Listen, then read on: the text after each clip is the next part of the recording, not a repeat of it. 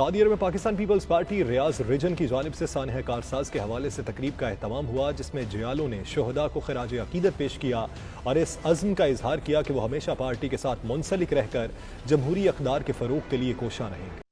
سعودی دارالحکومت ریاض میں پاکستان پیپلز پارٹی کی جانب سے منعقد ہونے والی تقریب میں مقررین نے اظہار خیال کرتے ہوئے کہا کہ سانحہ کارساز ہماری سیاسی تاریخ کا سیاہ ترین دن ہے، جس کے زخم آج بھی پیپلز پارٹی کے کارکنوں کے دلوں میں تازہ ہیں۔ مقررین کا کہنا تھا کہ پیپلز پارٹی کو نہ تو دہشت گردی سے اور نہ ہی کسی سیاسی سازش سے ختم کیا جا سکتا ہے۔ پاکستان کی جمہوری تاریخ میں ذوالفقار علی بھٹو، بے نظیر بھٹو اور سینکڑوں جیالوں کا خون شامل ہے، اس لیے ہمیں مل کر جمہوریت کو مضبوط بنانا ہے۔ پاکستان پیپلز پارٹی مڈل ایسٹ کے جنرل سیکرٹری محمد خالد رانا، پیپلز پارٹی سعودی عرب کے سینئر نائب صدر یونس ابو غالب اور ریاض کے صدر احسن عباسی نے کہا کہ پاکستان پیپلز پارٹی پاکستان کی پہلی جمہوری جماعت ہے جو ووٹ کی طاقت پر یقین رکھتے ہوئے پاکستان کے نظام کو جمہور کی امنگوں کے مطابق چلانے کی بات کرتی ہے۔ مقررین کا کہنا تھا کہ سانحہ کارساز کے ذمہ داروں کو اگر بر وقت کیفر کردار تک پہنچایا جاتا تو آج دنیا بے نظیر بھٹو جیسی عالمی لیڈر سے محروم نہ ہوتی۔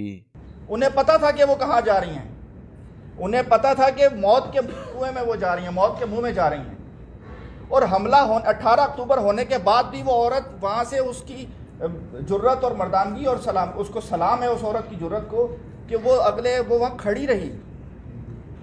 وہ گئی نہیں، اس ملک سے بھاگی نہیں، اس نے کہیں جا کر کسی پرفضا مقام پر جا کر پناہ نہیں لی، کہیں اور بیٹھ کر جو ہے اس نے انقلاب لانے کی کوشش نہیں کی، وہ آپ اور میرے اور آپ کے درمیان موجود رہی۔